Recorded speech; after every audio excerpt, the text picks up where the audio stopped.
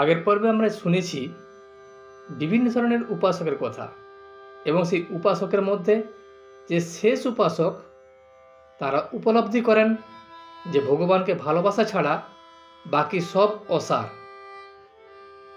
এই পর্বে আমরা জানব কলিযুগে বেশিরভাগ মানুষ কেন ঈশ্বরের পথে চলতে চায় না, ঈশ্বরের পথে চলতে হলে সবার আগে কি প্রয়োজন। ঈশ্বর জীবের স্রষ্টা তথা পিতা, জীব ঈশ্বরের সন্তান। পিতা পুত্রের সম্পর্ক ভালোবাসার, এখানে ভয়ের কোনো ব্যাপার নেই। পুত্র পিতাকে জানতে চাইলে পিতা খুশি হয়ে পুত্রকে তার সম্পর্কে জানিয়ে দেন। পুত্র অবশ্য দুরকম, সুপুত্র এবং কুপুত্র। সুপুত্রের কাজ তো পিতৃধারাকে শ্রদ্ধা ভক্তির সঙ্গে অনুসরণ করা। মজার কথা এই পিতা কিন্তু সর্বক্ষণ পুত্র হৃদয়ে অবস্থান করছেন এবং পুত্রকে বলছেন, তমেব শরণং গচ্ছ সর্বভাবের ভারত, তৎপ্রসাদৎ পরং শান্তিং স্থানং প্রপশ্যি শাশ্বতম। কায় মনোবাক্যে শরণাগত হও, তাঁর প্রসাদে পরম শান্তি ও শাশ্বত স্থান লাভ করো।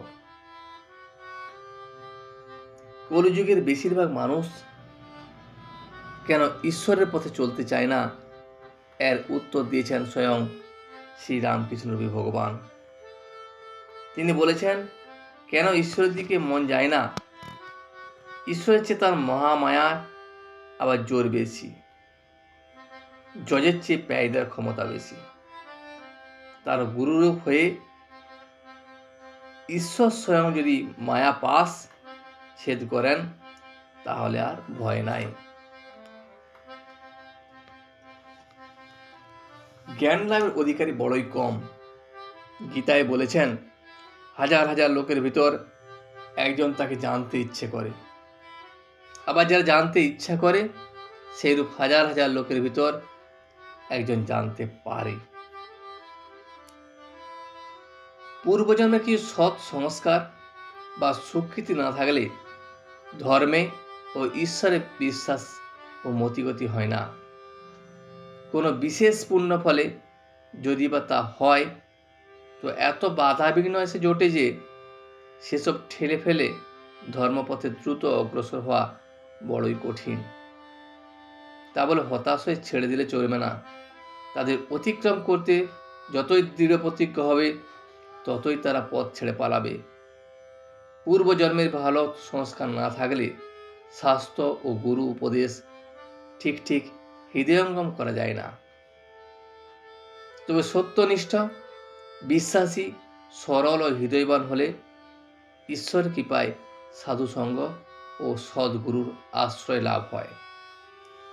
তারপরে যে ধর্মের সূক্ষ্মতর উপলব্ধি করতে সমর্থ হয়, শুভ সংস্কার বেশি না থাকলেও চেষ্টা, আগ্রহ ও অভ্যাসের গুণে অনুকূল সংস্কার জন্মায়। অভ্যাসের মধ্যে মহাশক্তি আছে। অভ্যাস নিরন্তর শ্রদ্ধার সঙ্গে করলে দৃঢ় হয়। যা অভ্যাস করবে তাই পরে স্বভাব হয়ে দাঁড়াবে। ভগবানের স্মরণ মনন, প্রার্থনা, জপ ধ্যান অভ্যাস করলে অন্য কাজ লেগে থাকলেও ভেতর থেকে তা আপনা আপনি হতে থাকে। অন্তিমকালও মন শান্ত ও তাতেই মগ্ন থাকে। তাকে আর বারবার জন্মমৃত্যু ভোগ করতে হয় না। দেহান্তে সে পরম পদে লীন হয়ে যায়। মানব জীবনের পরম উদ্দেশ্য হল অদ্বিতীয় ব্রহ্মকে উপলব্ধি করা। দেহের মধ্যে আত্মারূপে ভগবান স্বয়ং বিরাজ করছেন, তাকে উপলব্ধি করা। ঈশ্বরের পথে চলতে হলে সবার আগে প্রয়োজন পথপ্রদর্শকের। কীভাবে ভগবানের পথ ধরে চলতে হবে, কোন পথে চললে তাকে সহজে পাওয়া যাবে, এই সন্ধান দিতে পারেন একমাত্র গুরুরূপী ভগবান। শ্রী রামকৃষ্ণের ভাষায়, ঈশ্বর যুগে যুগে লোকশিক্ষার জন্য নিজে গুরুরূপে অবতীর্ণ হন। সচ্চিদানন্দই গুরু। গুরু দীক্ষার মাধ্যমে দান করেন ঈশ্বরের পথে চলার শক্তি এবং সঠিক পথের নির্দেশ। ভগবানের অথবা তার যোগ্যতম সন্তান যেসব মহাপুরুষ, তাদের কৃপা লাভ করো। এই সকল মহাপুরুষের সঙ্গলাভ হওয়া বড় কঠিন। 5 মিনিট কাল তাদের সঙ্গলাভ করলে সারাটা জীবন বদলে যায়। ভিডিওটি শেষ পর্যন্ত দেখার জন্য আপনাকে অসংখ্য ধন্যবাদ। ভিডিওটি যদি আপনার ভালো লেগে থাকে তাহলে একটা লাইক, কমেন্ট এবং বন্ধুর সাথে শেয়ার করে দেবেন।